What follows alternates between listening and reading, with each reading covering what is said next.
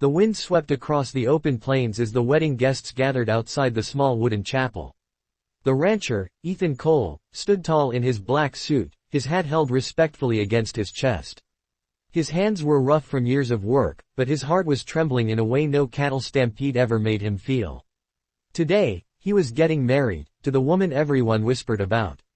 Her name was Clara. She stepped down from the carriage, her white dress fluttering in the breeze, her eyes bright with a nervous glow. But unlike the other brides who'd walked the chapel aisle before, Clara didn't respond to the laughter that rippled from the crowd. She didn't turn her head when someone muttered, "A deaf bride. Poor rancher. Guess he couldn't find anyone else." She just smiled, shyly, looking at Ethan as though he was the only person in the world who mattered. Ethan's jaw tightened. He heard every whisper, every smirk. He'd spent months listening to their judgment since the day he announced he was marrying her. The quiet girl who worked at the town's bakery, the one who spoke with her hands and never answered when people called out to her. But they didn't know Clara. Not like he did. He first met her when a storm blew through the valley. His horse had thrown a shoe, and he stopped by the bakery for shelter. Clara was there, kneading dough, her sleeves rolled up, her hair falling out of its bun. She looked up, startled, then smiled, a soft, knowing smile that didn't need words. When she noticed his soaked coat, she hurried to bring him a towel and motioned toward the stove where he could warm himself. He didn't understand her hand movements then. But he understood kindness. That was how it started. Letters on parchment, shared glances, evenings spent under lantern light as she taught him to understand her world without sound. He learned quickly that silence could be louder than words. Now, standing at the chapel steps, he reached out his hand. Clara slipped hers into it, her fingers trembling slightly. The preacher cleared his throat, beginning the ceremony. The guests quieted, but not all of them respectfully. A few still snickered when Clara didn't respond to the vows immediately, waiting for Ethan to gently sign them to her. "She doesn't even know what's happening," someone whispered. Ethan's eyes flickered to the crowd. His patience thinned, but he stayed calm, guiding Clara through the vows with slow, careful gestures. Her lips trembled as she formed each word, her voice soft but full of effort.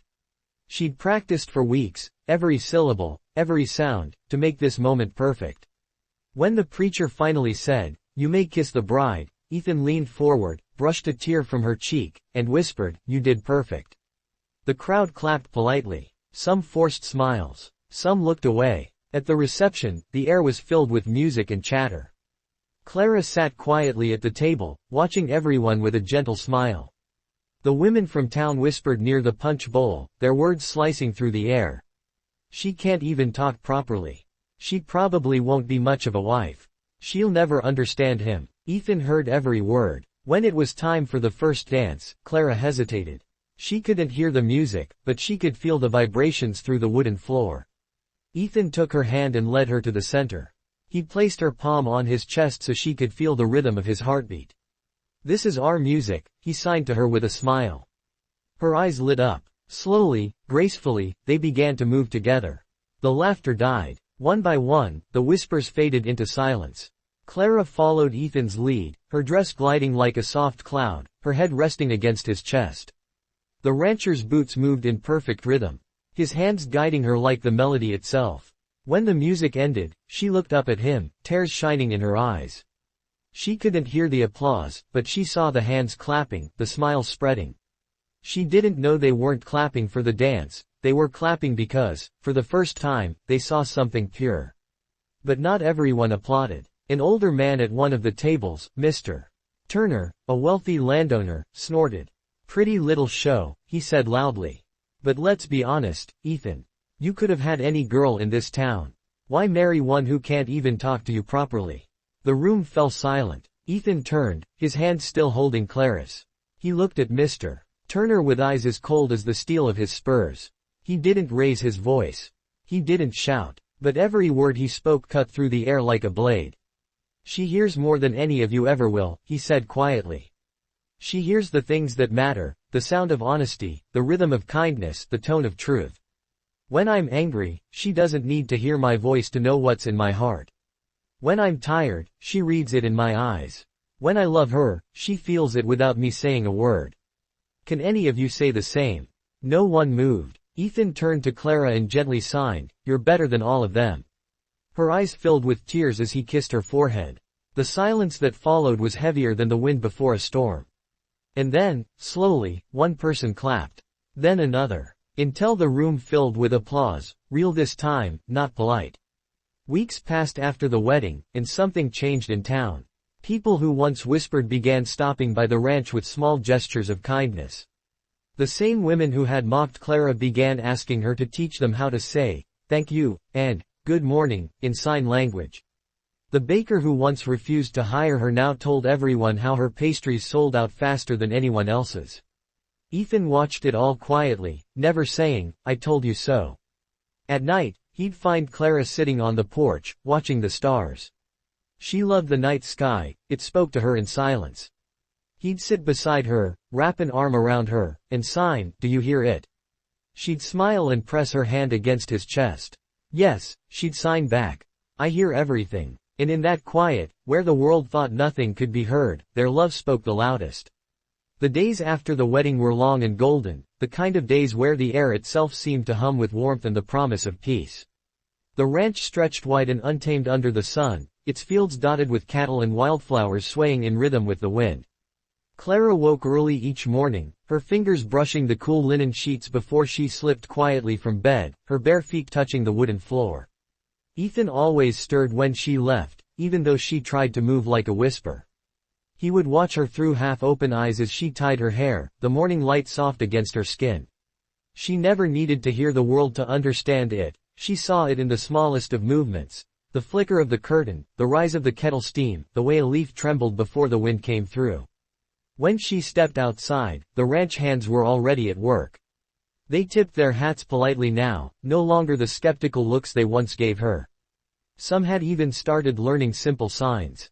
A young ranch hand named Billy, barely 16, was the first to try. He pointed to his chest one morning and signed, "Good morning." Clara's eyes lit up. She clapped her hands once in joy, nodding quickly. Billy grinned, scratching the back of his neck as Ethan chuckled from the porch.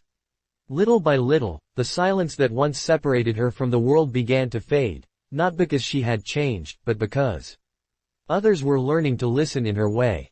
In the afternoons, Clara would bake bread and pies, filling the ranch house with the scent of cinnamon and flour. Ethan always claimed he worked better when the smell of her baking drifted out into the barn. When he returned, dust clinging to his boots, he'd find her standing near the stove, her cheeks flushed from the heat. He would come behind her, wrap his arms around her waist, and rest his chin on her shoulder. She couldn't hear his sigh, but she could feel it against her neck. He would sign, "Smells like home." And she would reply, "You're the reason it does." Evenings were her favorite. The sky would melt into colors, amber, pink, and lavender. The world would quiet down, save for the soft lowing of cattle and the distant sound of crickets. Clara loved to sit on the porch steps, her dress brushing the old wood, while Ethan strummed his guitar softly beside her. He played for her, not expecting her to hear, but for her to feel. She'd rest her hand on the wooden body of the guitar, her fingers trembling slightly as she felt each vibration, each note echoing through her palm like a heartbeat. She'd close her eyes, smiling faintly, lost in a world of sound that no one else could see. Ethan never grew tired of watching her. One evening, as the stars began to prick through the sky, Clara signed to him, "Teach me to ride." He blinked. "Ride?" he asked aloud, before realizing she couldn't hear. He laughed softly, touched her cheek, and nodded. The next morning, he kept his promise. The horse was a gentle mare named Rose, chestnut brown with eyes as soft as Clara's. At first, Clara hesitated, her hands gripping the saddle tightly.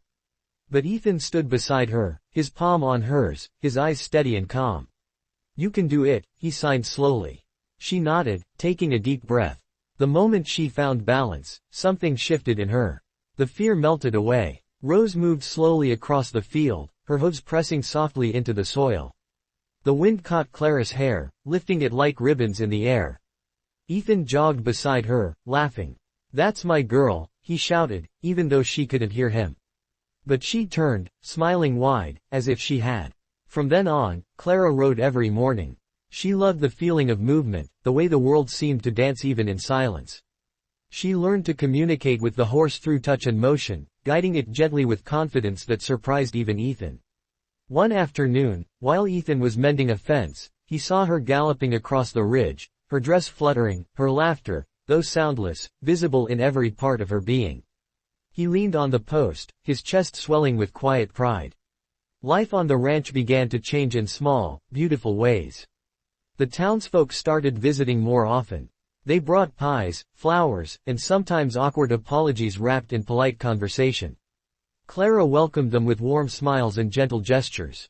Once, the preacher's wife, Mrs. Ellis, who had been among those whispering on the wedding day, visited the ranch with a basket of fresh eggs. She sat on the porch nervously while Clara poured tea. I wanted to say, Mrs. Ellis began, twisting her handkerchief, I was wrong about you. About everything. Clara tilted her head, trying to read her lips. Mrs. Ellis noticed and slowed her speech, speaking clearly. You've shown us what it means to love, without needing to say a word. Tears filled Clara's eyes. She reached across the table and squeezed the woman's hand. No words were needed. Ethan, standing at the door, saw the scene unfold and smiled quietly. Months passed, and the ranch flourished. The crops grew stronger, the cattle healthier. Some said it was luck. Others said Ethan worked harder than ever. But Ethan knew it was more than that, it was Clara. Her presence brought peace, and peace made everything thrive. Still, life wasn't without challenge. There were moments when Clara felt the ache of silence, the times she saw others laugh and couldn't join in, when a thunderstorm rolled through and she could only see, not hear, the roaring power of it. One night, as rain poured outside, she sat by the window, watching lightning flash across the dark sky. Ethan came up behind her, draping a blanket over her shoulders. She looked at him, her eyes glistening. I can't hear it, she sighed slowly. I can see it, but I can't feel the storm. Ethan crouched beside her, took her hands, and placed them against his chest. His heart was beating fast, strong. Now you can, he signed back. She smiled through tears and leaned into him, feeling the rhythm of his heart like the rumble of distant thunder. When the storm passed, the world outside smelled new. Clara opened the window and felt the cool air wash over her. Ethan lit a lamp and watched her quietly, knowing she was capturing the beauty of something most people overlooked. A few weeks later, tragedy struck the neighboring ranch. A fire broke out late at night, and Ethan was among the first to respond. Clara woke to the sight of orange flames in the distance and the empty space beside her in bed. She didn't hesitate. Pulling on her boots and a shawl, she ran toward the blaze. The smoke filled the air, the world flashing in terrifying colors of red and black.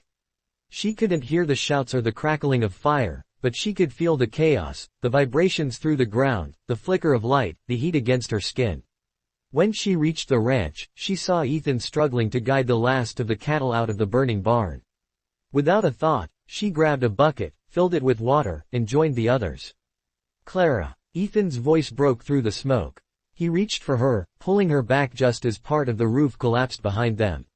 She looked up at him, her face streaked with soot, eyes wide but steady. They worked together, side by side, until the fire finally died. By dawn, the barn was gone, but everyone was safe. Later, when they returned home, Ethan held her close, his voice trembling as he said, "You scared me." She smiled softly, wiping ash from his cheek. "We're alive," she signed. "That's what matters." Word spread quickly about her bravery. The same men who once doubted her now called her, the heart of the valley. When she passed through town, people waved, some using the very signs she had taught them. But Clara didn't crave attention. She found joy in the simplest of moments, the rustle of leaves, the warmth of Ethan's hand, the silent laughter of the children who visited the ranch. One of those children was a little girl named Mary, the daughter of a widowed seamstress. Mary was shy and spoke with a stutter, often teased by others. Clara noticed her right away. The girl reminded her of herself, quiet, misunderstood. Clara invited Mary to the ranch every Sunday. They'd bake, paint, and spend hours communicating through gestures and drawings. Slowly, Mary's stutter eased. She began to speak more confidently, to smile without fear. One afternoon, Ethan found them sitting under the oak tree, painting the sky in soft hues of blue and gold. He watched as Mary signed clumsily, "You are my best friend." Clara's face glowed with joy. Later, when Mary's mother came to pick her up, tears filled her eyes. I don't know what you did, she said to Clara, but my little girl laughs again. You gave her back her voice. Clara only shook her head and pointed to Mary's heart, then to her own. No words. Just truth. Years rolled on like the river through the valley. The ranch prospered. The house grew, filled with warmth, laughter, and love. Clara's world remained silent, but her spirit spoke louder than ever. There were days when Ethan grew older and slower, his hair turning silver, his shoulders weary from decades of work. Clara's hands, once nimble and delicate, grew lined and rough. Yet every evening, they sat together on the same porch, watching the sun disappear beyond the fields. Sometimes Ethan would talk, his voice low and steady, not because she could hear him but because speaking to her felt natural. Do you remember the day we met? He would ask. She would nod, smiling softly, her fingers moving with slow grace. I saw you before you saw me, she signed. He chuckled. That sounds about right. When he wasn't looking, she'd study his face, memorizing every line, every wrinkle carved by time. She couldn't hear his laugh, but she knew it by the way his eyes crinkled, by the way his hand brushed hers when he was amused. And when words failed him, when his breath grew faint and the world dimmed around them, she leaned close, pressing her hand to his chest, where his heart spoke the language she'd always understood best. After he was gone, the ranch stayed full of life. The people who once doubted her still came, some to help, others to simply sit with her. Billy, now a grown man with a family of his own, often visited. He still signed, though clumsily, and always brought his little boy, who had learned to sign before he could speak. They called her Miss Clara, and she became the heart of the community. When someone lost their way, they went to her. When someone was grieving, she sat with them in silence until the pain softened. One spring morning, as she walked through the fields alone, she saw a group of children laughing near the fence. They were playing a game, signing words to each other. One little girl turned to her and signed, "You taught my mama. She taught me." Clara's throat tightened. She smiled, tears catching in the corners of her eyes. She reached out, touching the child's cheek, and signed, "Never stop listening." The wind brushed through the grass, carrying the scent of rain and wildflowers. The same land that once echoed with laughter and judgment now breathed peace. In her quiet world, Clara had built something unshakable, not through words, not through sound, but through understanding, patience, and a love that transcended all noise. And though no one could ever truly hear her voice, every soul who met her carried her message within them, an unspoken reminder that sometimes the loudest hearts are the ones that never make a sound. Years later, when the valley had changed and the old town grew busier, Clara still lived in the same wooden house on the ranch. The porch creaked the same way it always had, the wildflowers still leaned toward the wind, and the sky stretched wide and endless, painted in colors that only silence could truly hold. Her hair had turned silver, her hands had grown thin, but her eyes, those calm, steady eyes, remained filled with the same quiet fire that had once made Ethan fall in love with her. Sometimes she would sit in his old rocking chair, wrapped in his coat that still faintly smelled of cedar and smoke. The air was still, save for the soft sound of the rocking wood and the occasional rustle of birds returning to their nests. She would look across the field where they had once danced, the same spot where she first placed her hand on his chest and felt the rhythm of his heart instead of a song. Now, she would close her eyes and remember that moment, not with sadness, but with gratitude that she had once known love in its purest form. The people in town still came to visit her. The children who had grown up learning sign language from their parents would come running to her door, eager to show her new signs they'd invented or drawings they'd made. She listened to them the way she always had, with her eyes, her heart, and her hands. To her, they were all pieces of Ethan's legacy, the kindness he planted in others because he had loved without pride, without shame. Some evenings, as the sun dipped below the hills, she would walk to the small wooden cross near the oak tree where Ethan rested. She would bring a bouquet of wildflowers, always the same kind he used to pick for her after a long day on the ranch. She would kneel, her fingers tracing his name carved into the wood, and sign softly, "I kept listening, my love." The wind would stir, gentle and familiar, wrapping around her like a whisper. In those moments, she never felt alone. She believed, deep within her, that Ethan still spoke to her, not through sound, but through everything the world offered. The rustle of leaves, the warmth of sunlight on her face, the rhythm of rain against the window, each was his voice, still alive in the silence. When the town built a small school years later, they named it